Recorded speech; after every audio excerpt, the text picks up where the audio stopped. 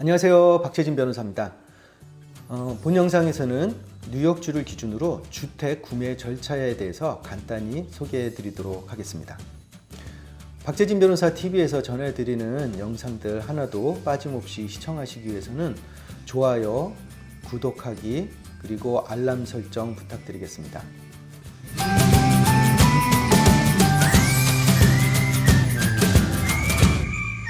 부동산 구매와 관련되어 있는 절차는 각 주마다 다릅니다. 이 영상은 미국의 뉴욕주를 기준으로 제작되었습니다.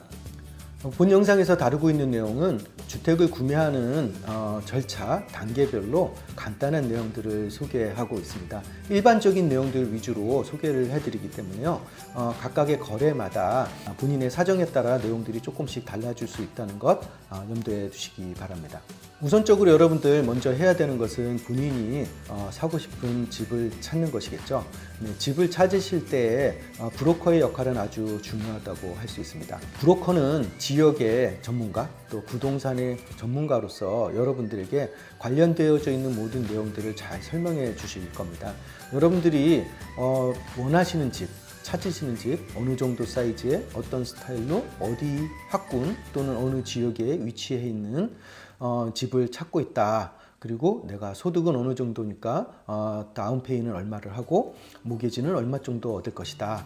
이런 정도의 내용은 미리 브로커에게 사전에 알려주시고 그걸 통해서 브로커가 여러분이 원하는 집들을 잘 찾아서 여러분들에게 소개를 해드릴 수 있도록 해야만 합니다.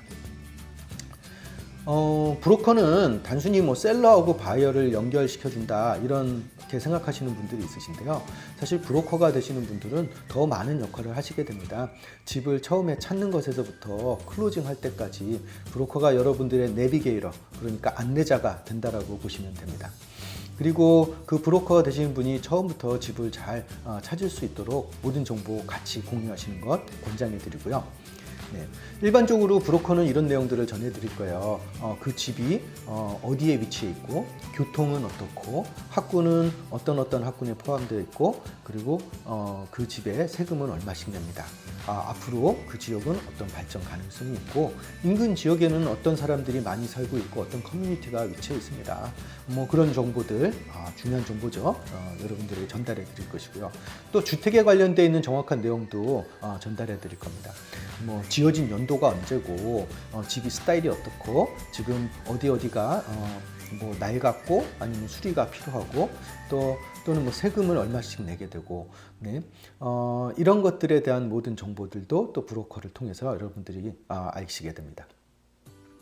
아까도 말씀드렸지만 주택을 거래하는 데 있어서 여러분의 안내자 역할을 하기 때문에요. 브로커 분이 여러분이 원하시는 정보를 정확하게 이해를 할 때 여러분에게 딱 맞는 집을 찾아 드릴 수 있을 겁니다. 자, 이렇게 해서 여러분들 원하시는 집을 찾으시게 되면 오퍼를 넣고 또 셀러 측과 바인더를 맺는 절차를 밟게 되십니다. 보통은 바이어 브로커가 셀러 브로커 측에 오퍼를 넣게 됩니다. 그 오퍼에는 어떤 내용들이 포함이 되게 되냐면 본인 물론 인적사항, 본인의 이름과 주소 포함될 것이고요. 그리고 거기에 내가 얼마에 사겠습니다. 총 거래 가격, 그리고 그 중에서 모기지는 몇 퍼센트를 얻을 계획입니다. 그래서 모기지 금액, 그리고 클로징은 언제쯤 하기를 원합니다. 그 오퍼 내용을 셀러가 억셉트하게 되면, 받아들이게 되면 셀러와 바이어는 바인더라는 것을 작성하게 됩니다. 바인더는 공식적으로는 계약은 아닙니다. 정식 계약은 아니고 브로커를 통해서 각각의 기본적인 텀들, 기본적인 조건, 그러니까 이 거래와 관련된 기본 조건을 명시를 하고 그것에 대해서 양자가 합의했다라는 것을 보여주는 서류입니다. 정식 계약서는 아니기 때문에 계약금을 걸지는 않는데요. 브로커 또는 딜에 따라서 바이어가 집에 대한 오퍼를 넣는 것이 거짓이 아니다. 진실되게 내가 이 집을 사려고 한다라는 것을 보여주기 위해서 바인더 체크를 주기도 합니다. 소액인데 한 500불에서 한 1000불 정도 이렇게 그 체크를 끊어서 브로커를 통해서 전달하는 경우들이 있고요. 하는 경우도 있고 하지 않는 경우들도 있습니다. 네. 그리고 이게 계약이 성사가 되면은 그 금액을 체크를 돌려주거나 또는 계약금에 포함시켜주는 그런 방법을 취하게 됩니다. 이 바인더 정보에는 뭐 바이어, 셀러 정보, 거래 가격, 클로징 일정, 모기지 금액 뭐 이런 것들이 명시가 되고요. 특히 이제 바이어와 셀러의 변호사 정보가 여기에 포함되게 됩니다. 그래서 여러분들 미리 바이어 변호사 선정해 두셨다가 그 바이어 변호사의 인포메이션이 거기 바인더에 포함될 수 있게 하는 것 중요합니다. 네, 바인더가 성사되게 되면 이제 계약서를 준비하는 절차를 밟게 됩니다. 계약서를 준비하면서 하는 기간 중에 바이어가 꼭 해야 되는 것이 있습니다. 뭐냐면 인스펙션입니다. 인스펙션이 뭐 하는 거죠? 주택을 검사하는 겁니다. 미국에서는 셀러가 집의 상태와 관련되어 있는 것을 바이어에게 보장해 주지 않습니다. 그리고 집이 어디가 망가졌어요, 어디가 좋지 않습니다, 뭐 이런 것을 바이어에게 알려줘야 할 의무가 없습니다. 바이어가 문제점을 찾아내고 그 문제점을 셀러에게 수정해 줄 것을 요구해야만 합니다. 기본적으로 계약에는 집의 기본적인 기능, 그러니까 전기, 플러밍, 그리고 뭐 가전제품들, 냉장고, 세탁기, 건조기 등이 제대로 작동을 하고 있습니다 라는 것을 보장을 합니다. 그리고 지붕에는 물이 새지 않고요, 지하실에도 물이 새지 않습니다 라는 것을 셀러가 보장을 하는데, 그 보장된 내역 외에 나머지 것들은 다 바이어가 알아서 문제점을 찾아내야만 합니다. 만약에 인스펙터가 그 문제점을 찾아내지 못해서 클로징 이미 다 끝났고 클로징이 다 끝난 이후에 문제점을 발견했다 라고 하면 그 문제점이 아무리 큰 것이라고 해도 바이어가 셀러에게 그것을 책임을 져라 라고 요구를 할 수가 없습니다. 그만큼 인스펙터의 역할이 중요하다고 할 수 있습니다. 뭐 예를 들자면 뭐 인스펙터가 오일 탱크가 새고 있는 것을 발견하지 못했다. 오일이 이렇게 새서 토양 오염이 발생하고 있는 상황이었다. 하지만 그것을 발견하지 못하고 그대로 클로징까지 갔습니다. 클로징 이후에 바이어가 그 문제점을 찾아냈고 그 문제점을 해결하기 위해서는 엄청난 비용이 부담해야 할 수도 있습니다. 실제적으로 그 책임은 다 바이어에게 넘어오는 것입니다. 클로징 이후에는요. 얼마만큼 인스펙터의 역할이 중요한지 아시겠죠? 네. 그래서 집을 보시면서 미리 주변 분들에게 인스펙터로서 누가 집을 잘 보는지 문제없이 하는지 그 여부를 확인하시는 것 권장해 드립니다.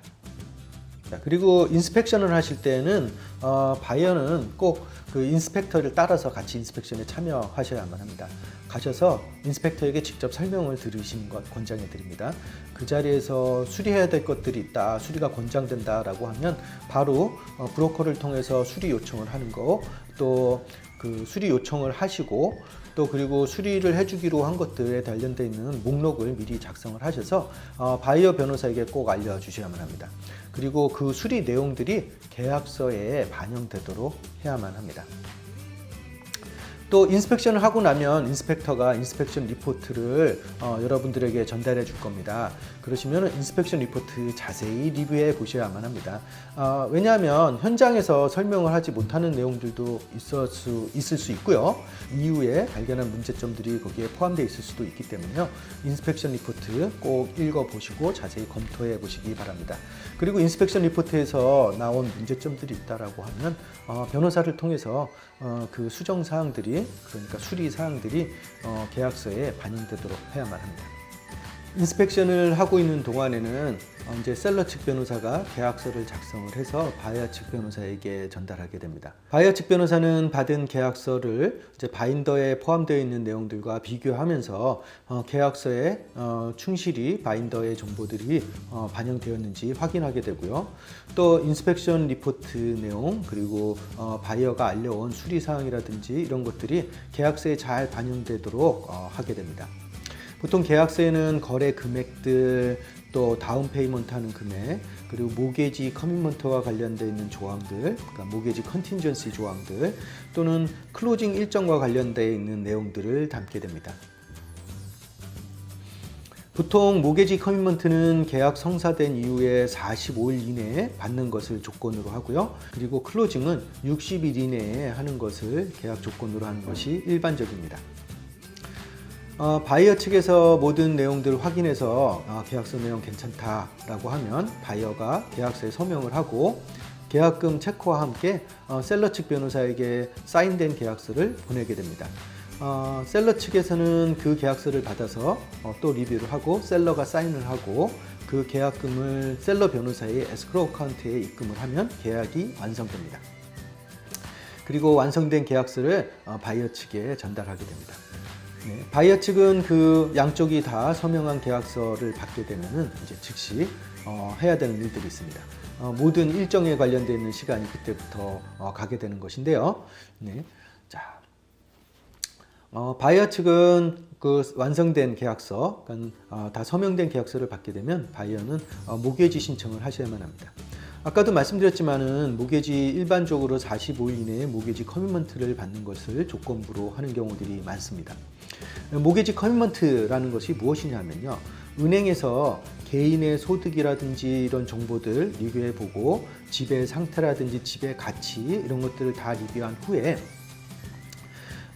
모게지를 줄 수 있다라고 약속을 하는 편지입니다. 그래서 특별한 일이 없는 이상 또는 어떤 조건들을 만족시키면은 우리가 모게지 얼마를 드리겠습니다라고 하는 약속하는 확인서라고 하시면 정확할 것 같습니다.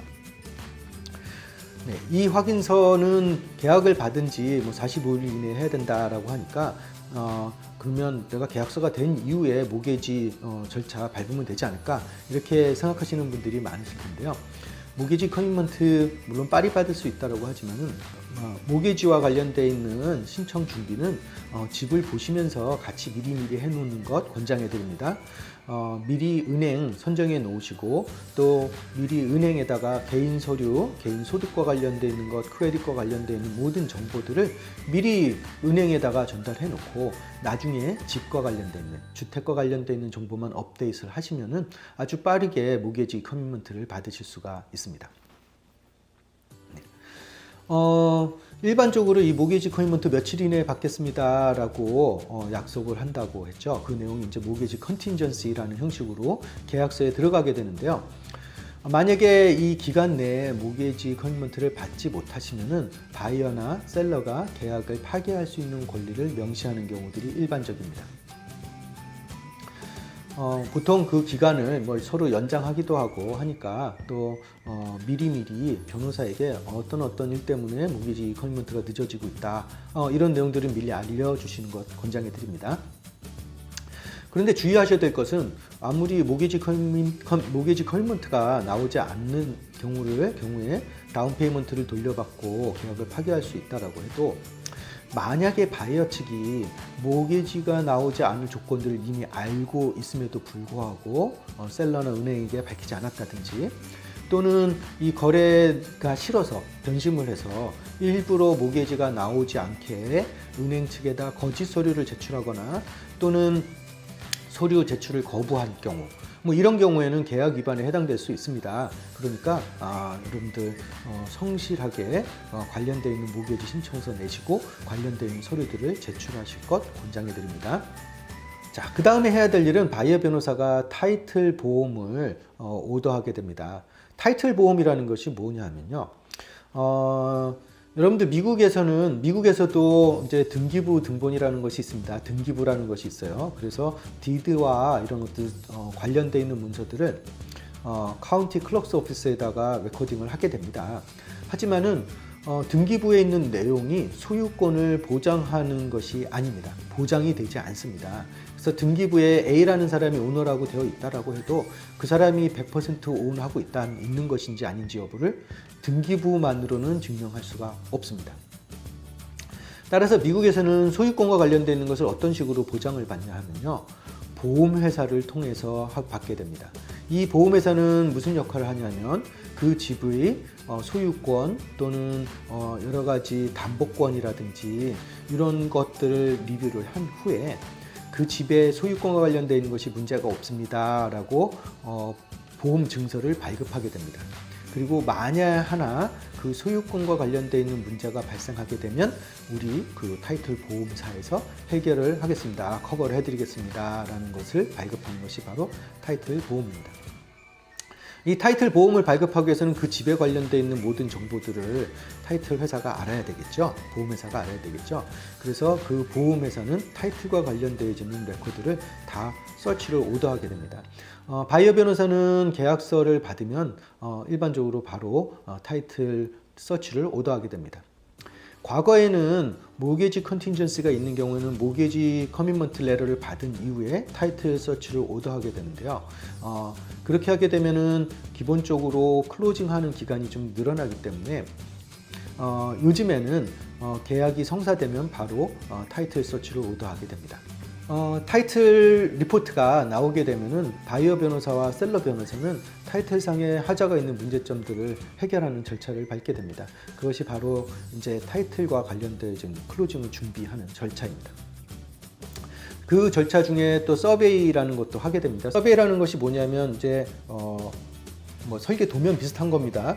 대지, 땅은 어떤 정도 사이즈에 어떤 모양으로 있고 거기에 건물이 어떤 식으로 여기 있다 라는 것들을 명시해 이렇게 도면으로서 확인하는 것이 서베이입니다. 타이틀 서치상에 문제점이 있으면 그 문제점을 해결하는 절차를 밟는다고 했죠. 네. 그 절차는 무엇이냐면 소유권을 거래가 가능한 소유권인지 확인하는 절차입니다. 이것이 이제 우리가 마케러블 타이틀이라고 부르는 건데요. 소유권이 셀러에게 100% 분명하게 있고 그리고 담보권이라든지 어떤 위반 사항이 없다, 바이올레이션이 없는 상태다라는 것이 마케러블 타이틀의 기본적인 조건입니다. 만에 하나 셀러 측이 마케러블 타이틀을 바이어 측에 넘겨줄 수 없다라고 하면 셀러가 계약을 파기를 하고 다운 페이먼트, 그러니까 계약금, 타이틀 서치 비용, 그리고 서베이 비용을 물어주는 그런 조항이 계약서에 들어가는 것이 일반적입니다. 따라서 타이틀상에 문제가 있는지 없는지 먼저 빨리 알아내시는 것도 또 바이어를 위해서도 좋은 것입니다. 모기지 커밋먼트가 발급이 되게 되면 은행에서는 은행 측 변호사를 선임을 하고 은행 측 변호사, 셀러 변호사, 바이어 변호사 이렇게 클로징 준비를 하게 되는데요. 모게지 커밋먼트에는 일반적으로 언컨디셔널하게 나오지가 않습니다. 항상 컨디션이 붙어서 나오게 되는데요. 조건이 붙어서 나오게 되는데 바이어가 일반적으로 바이어의 보험이라든지 아니면 소득 증명 서류 또는 각종 채무 변제, 그러니까 크레딧 카드 빚이 있다라고 그러면 크레딧 카드를 언제까지 미리 갚아라라는 조건들이 붙을 수 있습니다. 이 조건들을 하나하나 맞춰 나가는 것이 또 이제 클로징 절차 중에 하나입니다. 일반적으로 모게지 커밋먼트가 나온 이후로 15일에서 20일 이내에 이런 조건들을 만족시킬 수가 있고요. 바이어 되시는 분들께서는 은행에서 요구하는 서류들을 제때 빠른 시간 내에 제출하실 수 있도록 노력을 하셔야만 합니다. 자, 은행에서 이제 모든 클로징 준비가 다 됐습니다라고 바이어 측에 알려오게 되면 바이어 변호사는 셀러 변호사, 타이틀 컴퍼니, 그리고 은행 이렇게 관련되어 있는 모든 파리에게 연락을 해서 클로징 일정을 잡게 됩니다. 클로징 날짜를 기준으로 해서 세금이나 렌트비나 이런 것들을 미리 정산을 하게 됩니다. 보통 모든 이 정산들은 클로징 날짜 5일에서 7일 전에 끝내게 되고요. 그 정산 내용들을 미리 은행에 알려주어서 은행에서는 론과 관련되어 있는 디스클로즈라는 것을 미리 준비를 다 하게 되었습니다. 이렇게 클로징 날짜가 잡히게 되면은 보통 클로징하기 하루나 이틀 전에, 그러니까 24시간에서 48시간 이전에 바이어는 그 집을 다시 방문을 해서 마지막으로 점검을 하시게 됩니다. 이게 파이널 워크스루라고 부르는 건데요. 보통 브로커가 같이 참여를 하게 됩니다. 가셔서 계약 이후로, 그러니까 인스펙션을 한 이후로 혹시나 추가적으로 망가진 데는 없는지, 전기나 플러밍이나 물론 가전제품들은 제대로 작동을 하고 있는지, 그동안에 혹시 지붕에 물이 새는 일이 발생한 일은 없는지 이런 것들을 점검을 하게 되고요. 그리고 만약에 하나 이런 하자가 발생되었을 경우에는 즉시 바이어 변호사에게 연락을 하셔서 바이어 변호사를 통해서 클로징 전에 그 문제가 해결되든지 수리가 끝나든지 아니면 수리 비용을 셀러 측에서 부담할 수 있도록 해야만 합니다. 이렇게 해서 파이널 워크트루 하시고 나면 이제 대망의 클로징을 하실 수 있게 됩니다. 많은 분들이 클로징이라고 하는 것은 말 그대로 클로징입니다. 끝내는 겁니다. 거래를 마무리 짓는 절차입니다. 클로징 테이블에서 일어나는 일들 뭐 뻔하겠죠. 융자와 관련되어 있는 서류들 다 서명하시고 그것을 은행에 제출하시는 절차 밟게 되시고요. 그리고 은행 측에서는 그 서류들을 다 리뷰를 한 후에 은행과 관련되어 있는 펀딩, 그 론과 관련되어 있는 돈을 은행 변호사에게 입금을 해주게 됩니다. 그리고 은행 변호사는 거기에서 세일러와 바이어가 원하는 대로 체크를 끊어서 전달해 주게 됩니다.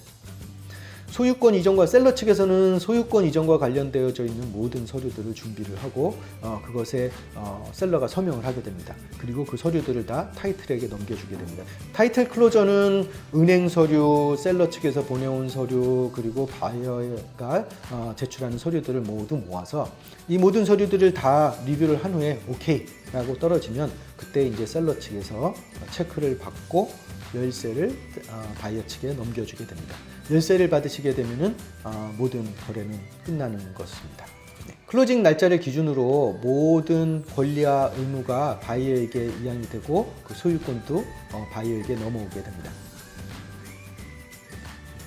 자, 이상으로 여러분에게 주택을 구매하는 것 뉴욕주를 기준으로 간단하게 절차 안내해 드렸습니다. 셀러와 바이어 또는 은행 등에 따라서 절차가 조금씩 달라질 수 있지만 제가 지금 안내해 드린 이 절차는 뉴욕주에서 일반적으로 따르는 절차입니다.